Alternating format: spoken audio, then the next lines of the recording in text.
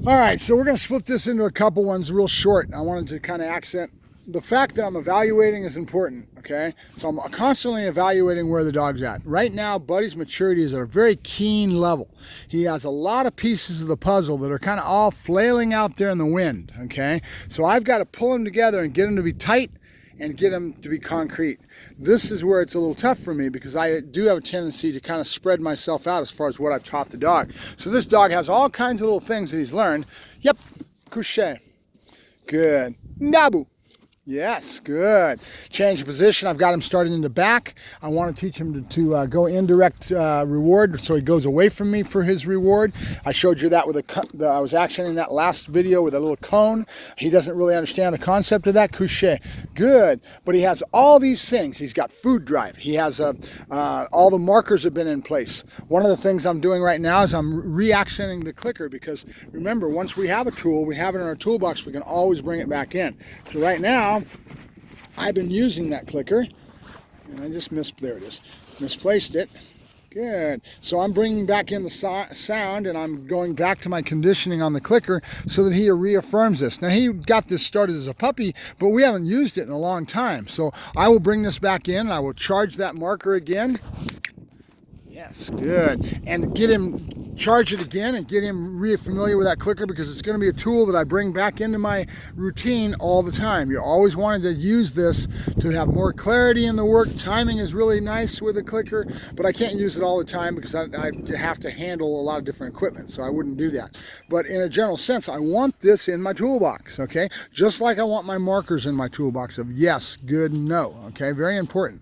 So now what I've got to do is I've got to step back and I've got to try to evaluate the dog where he's at, which I've kind of done this morning, and figure out how am I going to put all these pieces of the puzzle together to get to that next level. It's not as easy as it sounds. I'm sitting here struggling with it in my mind right now. What pieces do I put in where that I need? For one of those things, I need my left-hand turn into a backup. So if you saw me with Rocky, I would do a left-hand turn and then I would back up a few steps. The reason we do this is the back is very useful in teaching a dog not to forge out head.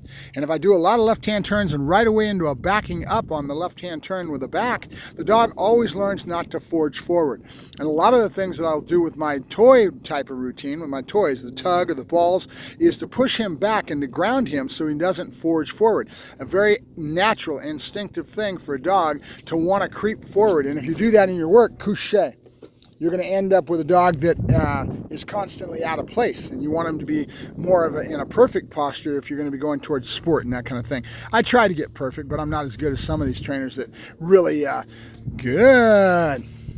Now, he just saw the body language. I didn't even tell him to correct. I've got a command where I say correct, and he pops back up into that nice Sphinx posture. Couché. But see, this is what I'm seeing in the dog right now. His brain and his want for the food, his want for the ball, his drives overall is me being able to say, are you ready? Look at that head. See what I'm saying? These little key things that I've already got conditioned to the animal, when I bring him out of the cage, I put the table out here, I put the bowls out here. I've classically conditioned the dog to get more into drive and to get more pumped up. Couché. There's another area we got to work on, is that downstays. Had a bad problem this weekend where he couldn't stay down for the life of him. I was out at a ring sport trial, and really having a hard time with it. And it's because I haven't, see how he slouches? Watch. There you go. Good. That table brings that back. I didn't do it, but he knows I'm going to probably tell him to correct. He starts to get used to it.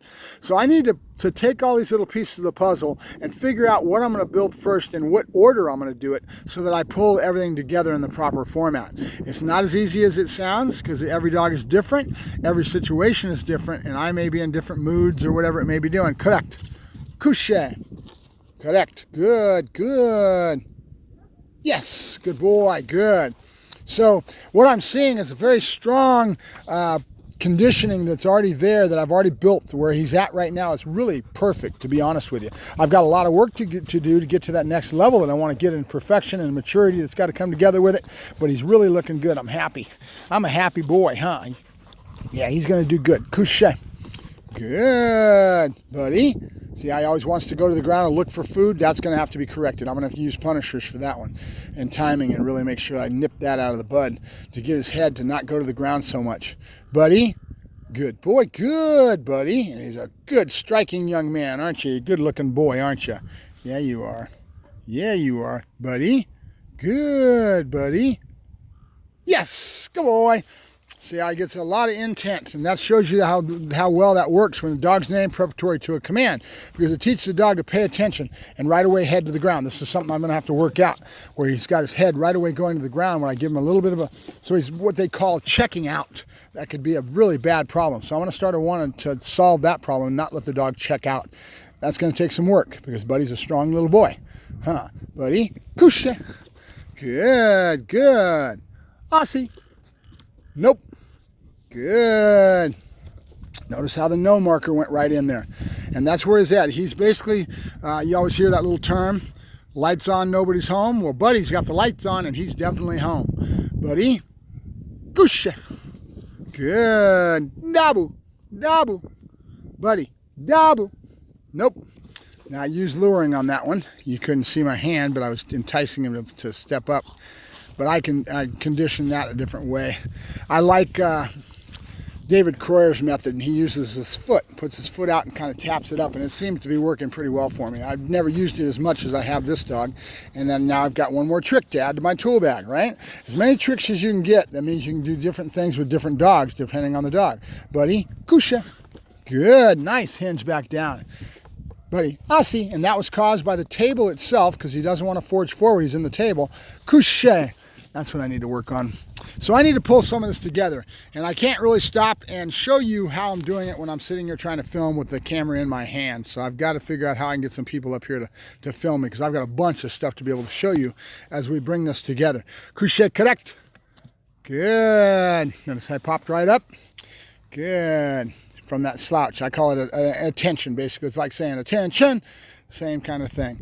Good, good, buddy. Yes, good boy. All right, you're done. He's an alligator with his hands. It's cold out here as usual. We're up in the high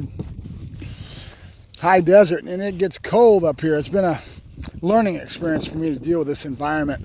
I normally would be working really a lot towards producing product, and doing that in this weather just kills me. So I'll talk to you guys later. Have a good day. Bye-bye.